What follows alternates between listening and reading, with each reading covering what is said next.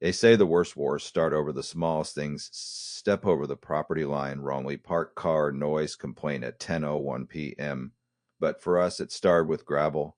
Not just any gravel, though. 3 tons of HOA sanctioned shrub crushing, gnome killing gravel dumped without warning at the edge of our yard. That morning, I stood in the kitchen with a spoonful of cereal halfway to my mouth when I heard the rumble. I looked out the window and saw it.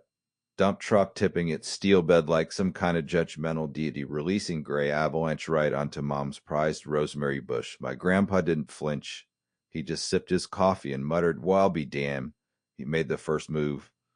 And that's when I realized this wasn't going to be one of those neighborly disputes that ends with sternly worded letter and pot of apology as Ellie is. No, this was war, revenge. Best served cold, they say. But Grandpa liked his revenge like his coffee. Black, boiling, and strong enough to peel paint. The first time he dumped gravel into Trevor Cross's pool, I swear the sky itself paused. My dog Ruckus let out howl like hippos. Did he witness divine retribution? And me? I stood there in my pajamas, holding flashlight like some teenage squire to an old night of chaos, ankle deep in symbolic payback. I was 17 and technically complicit in what might be considered felony-level vandalism. But in that moment, I'd never been prouder, because this wasn't just about gravel, it was about Trevor. Trevor Cross, the newly crowned HOA president of Pebble Creek Estates. Man who measured grass with rulers, cited homeowners for aggressive mulch and wore boat shoes like they were badge of authority despite us living over 500 miles from the nearest marina. Trevor was the kind of man who smiled like he had just caught you doing something wrong. He weaponized the bylaws of the HOA like dictator with clipboard and passive-aggressive tone. You could see it in the way he strutted down our cul-de-sac, ruler in hand, notes in pocket, as if he'd been born to enforce shrub symmetry and patrol for porch decor violations. And then there was Grandpa Bill. My grandfather was the anti-Trevor in every way. Part war veteran, part backyard philosopher, part raccoon in denim overalls. At 74, he was mostly deaf in one ear, stubborn in both, and still sharp enough to turn leaf blower, a makeshift catapult before breakfast. He was the kind of man who trained crows to swear, who built model submarines out of beer cans, and who once fixed our hot tub using parts from a decommissioned Navy periscope. He wasn't built for suburban diplomacy. He was built for glorious rebellion. When Mom and I moved in with Grandpa after Dad passed away, I wasn't sure what to expect. I thought it would be quiet, maybe a little sad.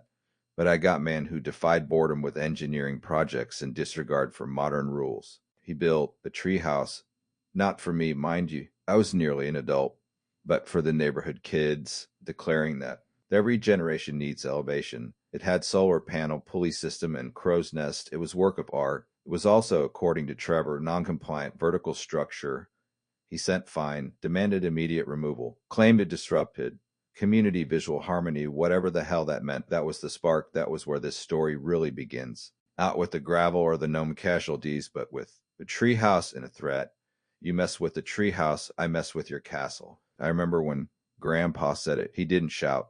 He smiled, slow, dangerous, like storm cloud deciding where to land. At the time, I thought it was just Joe. Another one of his apocalypse screwball sayings like, screws are the new currency or duct tape is diplomacy. But then the gravel came 2 days after the treehouse fine. We were still eating cereal when the truck arrived.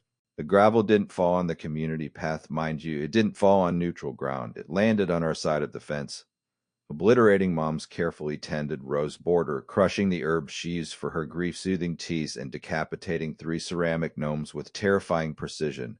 When the truck pulled away, the driver handed Grandpa form with Trevor's name at the bottom. Erosion control, it claimed. Trevor's justification. Runoff. He said our lawn runoff endangered the community path.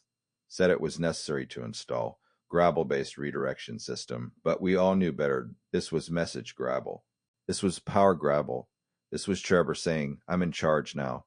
Mom tried to fix it the old-fashioned way. She took muffins to the whole office, tried to talk sense into Trevor, came back with fresh citation. This time for excessive lawn decor and non-compliant mailbox hue. That's when Grandpa stopped smiling. That afternoon, he stood beside the gravel pile like Civil War general, arms crossed, staring. When I brought him lemonade, he didn't even blink.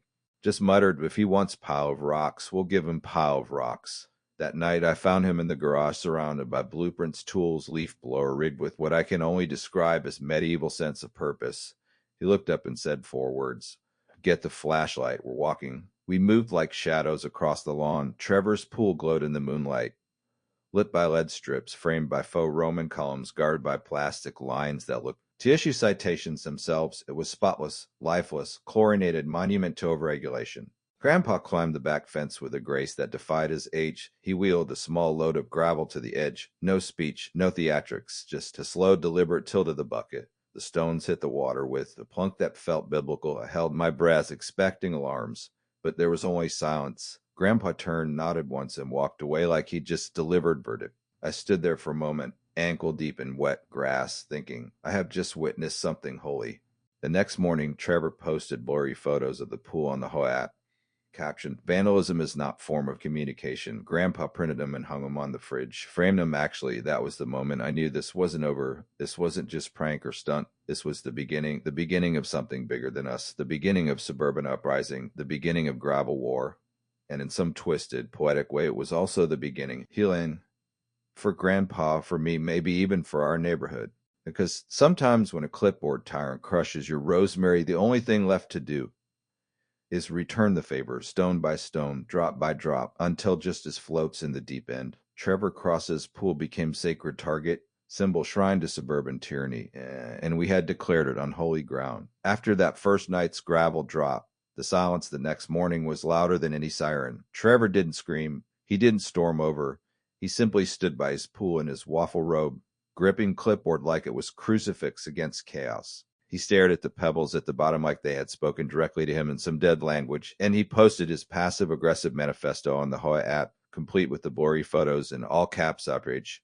But it was the second drop that changed the tempo from warning shot to declaration of war. Grandpa didn't speak much that day. He rearranged the garage, cleared workspace, and laid out maps of Pebble Creek estates like it was war zone. I watched him draw red lines, mark camera locations, estimate sensor range. The man's fortress may be paranoid, he muttered, but every fortress has back door. We needed team. He said it like we were forming Rebel Alliance. That night we sat at the kitchen table with list of names and padded sticky notes. At the top, the Henderson twins. Zach and Leo, they lived 2 houses down and were in every way twin tornadoes of nerdy mayhem. They once built potato cannon that shattered bird bath 3 yards away and had turned Roomba, beer-fetching sidekick. Grandpa described our mission to him with military gravitas. We need recon squad, he said. They responded with synchronized nods, and the arrival 2 hours later of laptop, drone named Buzz, and blueprint for gravel catapult disguised as lawn flamingo. Next, we recruited Miss Tina. She was 70, owned more yoga mats than anyone in North America, and had been in silent war with Trevor since he outlawed wind chimes on account of pollution. Her porch sounded like Wind Festival in Kyoto.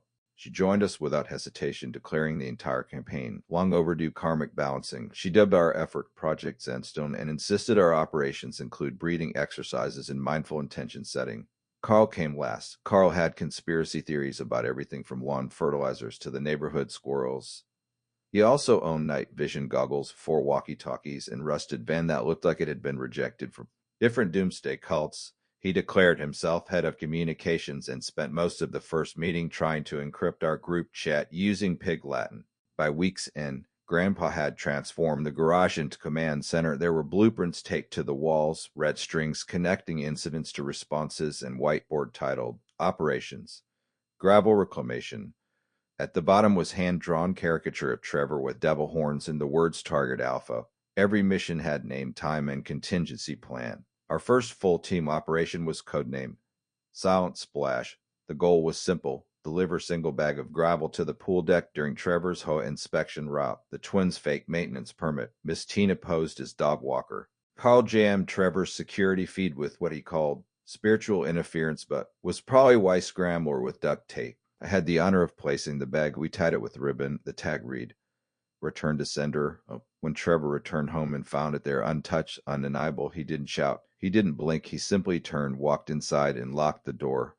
But the next day, the floodlights came, motion sensors, yard signs, private property, surveillance active, legal consequences imminent. Trevor started patrolling in golf cart with bullhorn, barking about violations in unauthorized shrub shapes. He fined the Millers for their asymmetrical topiary. He cited Carl for vehicular overpreparedness. He tried to classify my dog Ruckus as disruptive animal due to excessive emotional volatility. The neighborhood began to feel like dystopia sponsored by Home Depot. But we didn't fold, we doubled down. The twins hacked the HOA app and replaced the daily memo with GIF of Trevor tripping over his sprinkler. Carl began broadcasting. Renegade Home self-produced podcast about homeowner rights. Over Bluetooth speakers buried in ornamental hedges.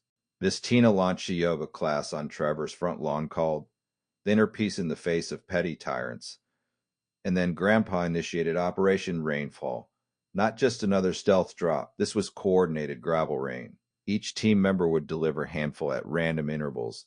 Jogging, walking dogs, watering plants. One evening, Miss Tina snuck across the back gate during sunset yoga. She wore a shirt that said, "Find your center, disrupt their pool." She dropped small pouch of stones into the deep end while humming. The ripples were almost meditative.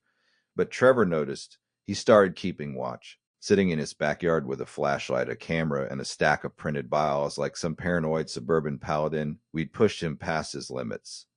But it wasn't over. The following week we launched Echo Drop. It involved modified PVC pipe, leaf blower, and carefully engineered gravel burst delivered from 20 feet behind hydrangea bush. The sound was somewhere between Popcorn Machine and Divine Retribution. Trevor emerged 20 seconds later, waving his clipboard like broadsword and shouting into the night. His spotlight sensors tripped over Cat. His sprinkler system drenched his slippers. We watched from across the street, sipping lemonade like it was a front row seat to madness. But then the drones came. Trevor contracted. A private security firm. 3 kids with Best Buy badges and 2 off-the-shelf drones. They hovered over driveways, watched lawns. One buzzed directly over our house, scanning the backyard. It felt like we were living inside parody. Grandpa simply looked up at the drone and raised his middle finger. The twins hacked the drone within the hour. They redirected the camera to hover permanently over Trevor's own car, transmitting nothing but footage of bird poop accumulating on the windshield. Still, the message was clear. Trevor was escalating. He began compiling video evidence, blurry clips of people walking past his house, grainy photo of Grandpa holding bucket labeled garden supplies. Then came the cease and desist letter, delivered in person, signed by Trevor's cousin, lawyer who looked like practiced out of Taco Bell. The document accused us of harassment, property defacement, psychological trauma, and gravel-based terrorism. Mom nearly fainted.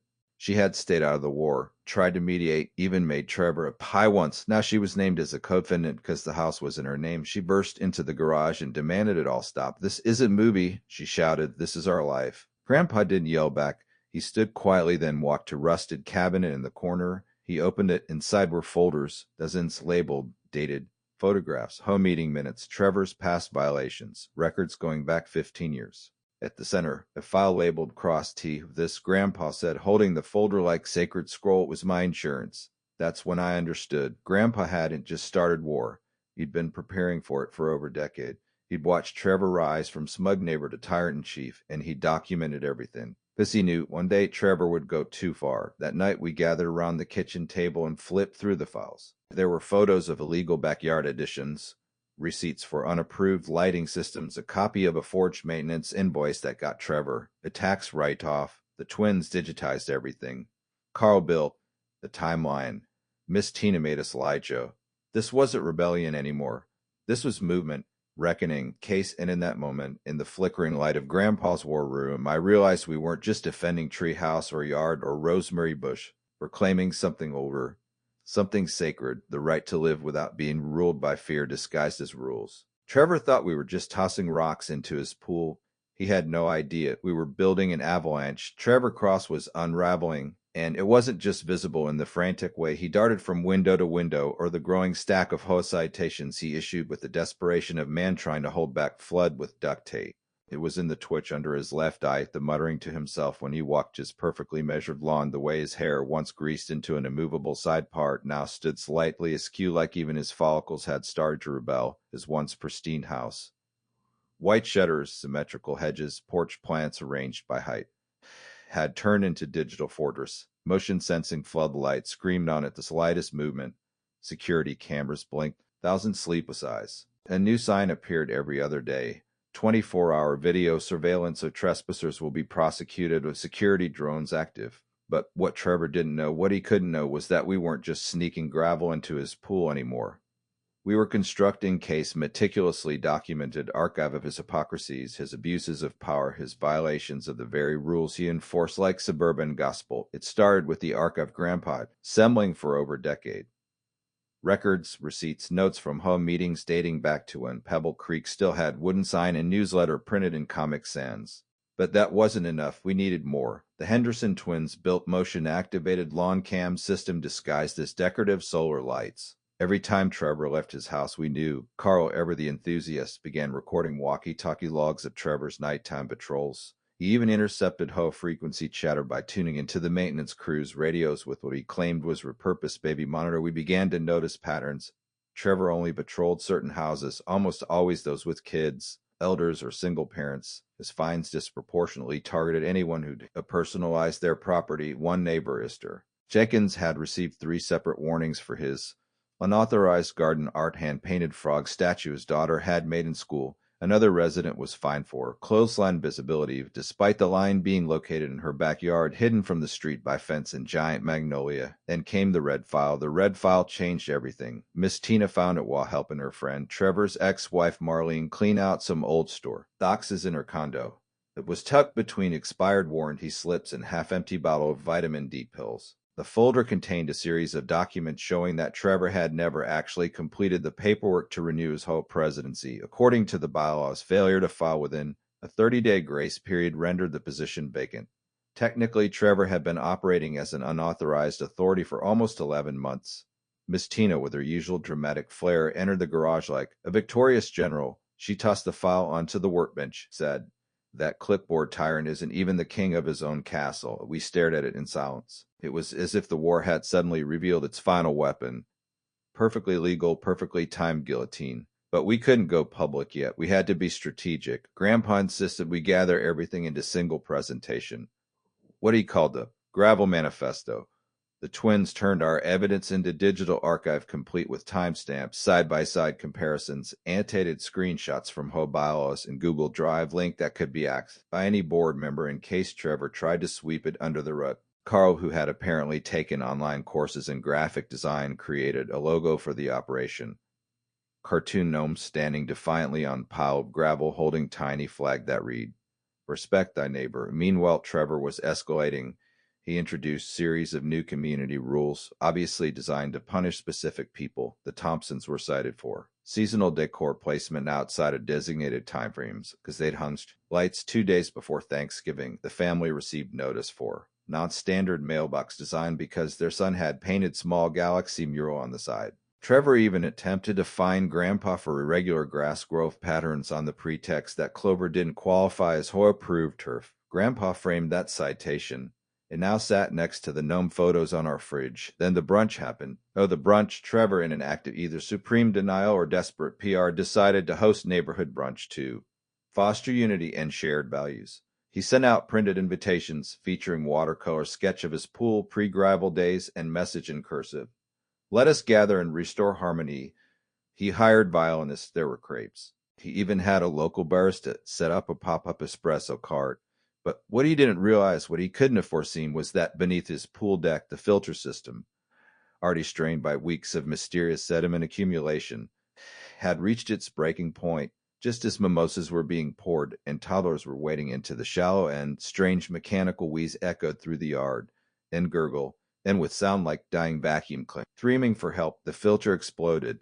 Geyser of gravel and greenish pool water shot into the air, dousing guest violinists and barista like streams slipping, crepe launched skyward. Trevor stood drenched, clutching his clipboard like it was the only thing holding his reality together. Later that evening, we found an envelope slid under our door. Inside was a formal legal complaint, complete with an itemized list of damages, psychological distress, property defacement, neighborhood defamation, and disruption of tranquil gatherings. Mom nearly had panic attack. She wasn't part of any of it. She'd stayed out of the planning, the missions, even the meetings. But now she was being sued because her name was on the deed. She cried in the kitchen. Said she just wanted normalcy. Said she never signed up for this. Grandpa didn't argue. He simply stood, walked to the garage, and came back with the red file and the thick binder labeled Operations Log Gravel. He laid them both on the table. Then in his gravelly voice said that if we don't fight back now, we're teaching him and people like him that rules are more important than justice. It wasn't justice anymore. The neighborhood was shifting. You could see it in the way people spoke in whispers at the mailbox, the way trash bins were suddenly lined with crumpled citations, the way Trevor's house began to look more like bunker than a home. Then something happened that even we didn't expect. Petition, circulated anonymously, it called for an emergency HOA tribunal to review Trevor's conduct violations and leadership status. It was signed by 64% of the residents, well over the 50% required. The HOA board, tired, quiet, mostly ceremonial before all this, announced hearing. The garage transformed again. Grandpa practiced his speech. The twins rehearsed the slideshow transitions. Carl created a backup on 3 separate thumb drives. Miss Tina drafted a closing statement written in calligraphy and sent it with lavender. I watched it all and realized that this wasn't just rebellion anymore. It was revolution. Peaceful, slightly ridiculous, utterly necessary stand against man who thought control was the same as community. And for the first time, I wasn't just helping Grandpa. I believed in the mission. The morning of the tribunal, cars lined the streets like it was block party. People brought lawn chairs, coffee, and lawn gnome mascots. The community center was packed. Trevor arrived in a pressed shirt and flanked by his cousin, the lawyer, who carried a briefcase made of faux crocodile skin. Grandpa wore his navy pin. Miss Tina wore pearls. Carl wore a headset. And I, standing beside them, notebook in hand, realized something I hadn't before. This wasn't about gravel. It never was. It was about the quiet tyranny that sneaks in. People are too polite to push back. It was about dignity, and it was about to go public. The morning of the tribunal dawned like the calm before a storm. Sky bleached with the soft gray of anticipation, air thick with the collective breath of neighborhood about to exhale years of silent frustration. From the moment I stepped outside, I could feel it. The mailboxes wore expressions. The sprinklers whispered gossip. Even the lawn gnomes seemed to lean forward. Cars were already lining both sides of Pebble Creek's community center. Some residents are 2 hours early just to secure good seats. Grandpa wore his formal button-up, the one he hadn't opposed, a he touched since my 8th grade graduation. He held a leather-bound binder like a general carrying classified orders. Carl was dressed like a tactical news anchor with a chest-mounted GoPro, an earpiece, and an old radio scanner clipped to his belt. Miss Tina brought cucumber water and yoga mats. 'Cause, as she put it, justice flows better when hydrated. The Henderson twins came armed with laptop, laser pointer, and live stream already titled Apocalypse, The Reckoning. I held nothing but pen and heart trying to punch its way out of my chest. Inside, the Pebble Creek Community Hall had transformed from a bingo night afterthought to a war room. The hoe board sat at a fold-out table dressed in tablecloths too short to hide their uncertainty. At the center was Dennis, the acting chairman, whose facial expression resembled a man slowly realizing he'd made deal with the wrong kind of devil. When Trevor first ran for president, he wore a beige suit that sagged with regret. Trevor sat to the left clipboard, and flanked by his cousin lawyer, Craig Mann, whose hair was so slick back it looked laminated. Trevor's face had turned shade of maroon that made me worry about his blood pressure. His stack of files was color-coded and brimming with fury. The hearing opened with formalities so tedious even the room opposed. Thus oxygen seemed to yawn. Hoe bylaws were cited, procedural norms read aloud, attendance confirmed like we were swearing into cult. And then Trevor stood. He launched into monologue about law, order, and the collapse of moral infrastructure via gravel-based insurrection. His voice was slow, deliberate, performance sharpened by paranoia. He presented photos of the pool, pre- and post-gravel, charts detailing psychological stress. A letter from a veterinarian claiming his dog had developed anxiety from barking at late-night disturbances. He clicked through slides like disappointed professor. One blurry image featured Grandpa standing in the garage with what Trevor labeled probable contraband. Another showed ruckus mid-bark underneath. Audio terrorism sustained. It should have been ridiculous. It was ridiculous. But Trevor was betting on the board's fear. That's how HOA power usually worked. Slow, subtle intimidation under the guise of concern. He wrapped up by presenting a cease and desist letter, a legal memo, and finally a SB labeled definitive evidence. He slid it across the table like declaration of war. Then Dennis called Grandpa. The room shifted. People leaned in. Phones angled forward. Even the air conditioner seemed to pause. Grandpa stood, adjusted his collar, and opened his binder. I'd like to talk about truth, he said. That was all. No theatrics, just measured voice and the weight of 74 years cracking every consonant. He began with the gravel incident, explained how it appeared on our property. Produced the delivery invoice signed by Trevor. Showed time-stamped photos of Mom's garden before and after the incident. Rosemary bush crushed, rose border obliterated, ceramic gnomes decapitated like porcelain martyrs. He then walked through Trevor's pattern of citation abuse. Color-coded charts comparing citations across households showing bias, inconsistencies, disproportionate fines for minor infractions. He brought out photos of Trevor's violations: an unpermitted gazebo pool heater installed by an unlicensed contractor, plastic deer used in Christmas display that clearly violated the non-reflective decor clause. Every photo had date, every claim witness. The room began to shift. People glancing at each other, nodding subtly. The twins ran the slideshow like it was court-martial. Slides zoomed in, highlighted sections, animated arrows pointing to Trevor's own signatures on unapproved maintenance invoices. Then came Carl's contribution, an audio clip of Trevor threatening resident with community sanctions for hanging pride flag, followed by another of him laughing during private call about finding freak. It was voice without empathy, clipboard with God complex. When Dennis tried to interrupt, Miss Tina stood and gently handed him a notarized statement from Marlene, Trevor's ex-wife, confirming he had failed to file renewal paperwork the previous year. Legally, Trevor wasn't president, hadn't been for 11 months. It wasn't just the gravel now, it was power fraud. The room erupted into murmurs and coughs that barely masked the sound of Trevor's composure crumbling. Trevor stood, stammered, insisted there must clerical oversight. Craig the cousin fumbled for some precedent, quoted bylaws nobody had read since the Bush administration. But the damage was done. Ennis called a 10-minute recess, which was host speak for. We need to panic in private. While the board retreated behind makeshift curtain, neighbors whispered. Someone passed out lemonade. Someone else played remixive. Another one bites the dust from their phone. Carl fist bumped Squirrel, who happened to be on the windowsill. Grandpa didn't say a word. He just sat, hands clasped, eyes forward, like he'd seen the end of this war long before it started. When the returned Dennis's face had entered a new realm of exhausted, he cleared his throat like he was about to read a eulogy. After reviewing the evidence and in light of Mr. Cross's failure to renew his presidency as required, he paused for dramatic effect. The board finds that Mr. Trevor Cross is to be removed as acting HOA president, effective immediately. Gasped cheers. Someone clapped. Someone else wept. The man fined last year for having pink flamingo lawn ornament saluted. Trevor didn't walk out. He deflated. He tried to gather his files, knocked over his USB, tripped over the chair leg, and exited to a soundtrack of mild applause and quiet satisfaction. All pending fines against our family were dropped.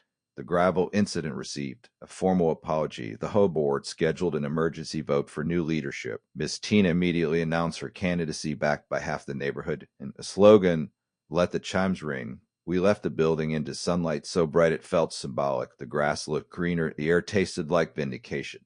Grandpa walked with a lightness I hadn't seen since we moved in. At the car, he paused, looked back at the community center, and said, "Just as a slow-moving dump truck, but it always gets where it's going." That night, the neighborhood held an impromptu barbecue. Someone brought ribs.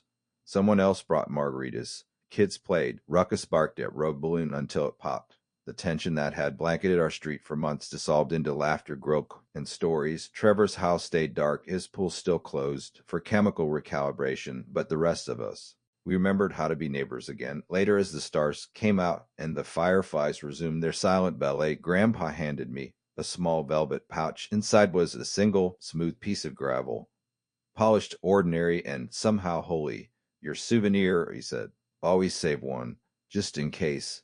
And though the war was over, I knew what he meant. This peace wasn't the absence of rules, it was the presence of respect. And sometimes a tip bag of rocks to remind people where that starts. Peace arrived in Pebble Creek not with a parade, nor with some grand speech or ceremonial baton passing, but with the absence of Trevor Cross. His house, once a command post of HOA tyranny, now stood silent, its shutters drawn like tired eyelids. The surveillance cameras were still there, but they no longer moved. The once bright motion sensor floodlights flickered lazily at raccoons and blowing leaves. His prized Greco-Roman columns had lost their polish, their white tinged with a hint of mildew and neglect. No more HOA group chat notifications, no more frantic notes on doors about holiday wreath violations, no more fines for overly expressive front porch decor. Just silence. At first it felt unnatural, like city after curfew, like waiting for final boss to respond. Even Ruckus, who had barked daily at Trevor's lawn patrols, now sat by the window in kind of confused retirement. Grandpa didn't. It just immediately, the war had given him rhythm, purpose, reason to put on his shoes before 9 a.m. Now, without a clipboarded villain to defy, he began pacing the house with the anxious energy of a man who had been training for a marathon only to find out the finish line had been moved to next year. He trimmed the hedges twice in the same afternoon. He polished the mailbox until it gleamed like chrome. He reorganized the spice rack in alphabetical order, confusing Mom, who had for years navigated it solely by smell and instinct. He even tried to teach Ruckus how to salute. The dog obliged, briefly, then resumed licking the couch with zero shame. Miss Tina, now interim HOA president, moved fast. Within 48 hours, she rolled back several of Trevor's more absurd bylaws, including the ban on wind chimes, the height restriction on garden gnomes, and the mailbox paint tone conformity regulation that had plagued Mom for months. The first HOA newsletter under her leadership arrived, hand-delivered, printed on recycled paper, decorated with watercolor flowers, entitled The Zen Bulletin. It opened not with threat of fine, but an invitation to Community Idea Forum. At the next HOA meeting, instead of Trevor's frowning condescension and legalese, neighbors gathered in circle and shared thoughts over tea and lemon squares. Someone proposed summer movie night. The McCarthy twins suggested community dog park. Mr. Jenkins offered to run tool share program from his garage. Even the Thompsons, who had been considering moving after their Thanksgiving turkey lawn ornament incident, volunteered to host pancake breakfast. The neighborhood, once bound together by mutual dread, began to knit itself back with curiosity and kindness. Grandpa remained skeptical. Peace is set up, he muttered one afternoon, arms crossed, eyes narrowed at the suddenly cheerful corner where Trevor's drones used to buzz. It means they're planning something. But the war was truly over, and peace, awkward, cautious, uneven, was very much real. Still, he needed something to focus on, some kind of project that kept his engine running, and so it began with Gnome. Big one, comically big, nearly 3 feet tall, arms folded, brow furrowed like sentinel waiting orders. Grandpa planted it at the very edge of our yard, facing Trevor's property with unapologetic boldness. He named it Grelly's Maximus. But he didn't stop there. He built base, platform, trying really, using leftover gravel, broken garden decor, and salvaged pool tile fragments. He constructed mosaic pedestal that looked like neighborhood monument had collided with outsider art. Around its feet, he planted rosemary daisies and small cluster of mint because, as he said, symbolism matters. He embedded bronze plaque that read, in memory, Holland stones and the triumph of neighborly resistance. Then he wired solar spotlight to illuminate it every evening. Some people thought it was satire, others thought it was art, but no one complained. In fact, neighbors started adding their own gnomes. Tiny soldiers meditating yogas, gnomes holding peace signs or waving flags. Within a month, the HOA officially designated it the Peace Garden, and Miss Tina declared the fourth Saturday of every July Neighborhood Harmony Day. Life went on. I finished high school. College applications became the new war room. In my personal essay, I wrote about the gravel war. Not as prank, but as lesson in resistance and humor in community. I called it Pebbles of Protest. My counselor laughed. One school wrote back early they were impressed with the spirit of civic engagement and creative conflict resolution. Grandpa said they're just scared of you building catapults on campus. Mom returned to her garden. She replaced the rosemary bush Trevor's gravel had destroyed with new one that was bigger, bushier, and more aromatic than anything that had grown there before. She named it Rose Maryland. She joined Miss Tina's yoga classes and to everyone's shock became very good at downward dog.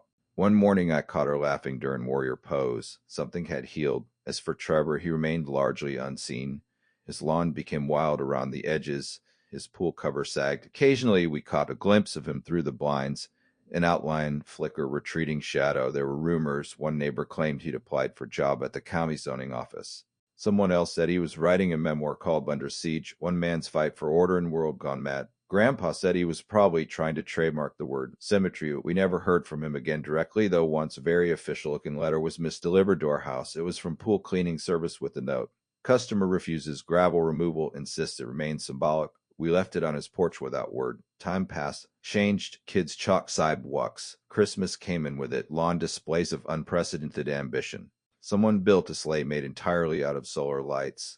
The Millers reinstalled their controversial inflatable Santa, this time with a Hawaiian shirt and a surfboard. Nobody found them. Nobody cared. And then months later I found it. The last piece of gravel had wedged itself beneath flower pot on the porch. I picked it up, turned it over in my hand. Just rock. Just another little piece of stone. But if you'd seen it fall, if you'd watched it disappear into Tyrant's swimming pool at midnight, you'd know it was never just gravel, it was voice.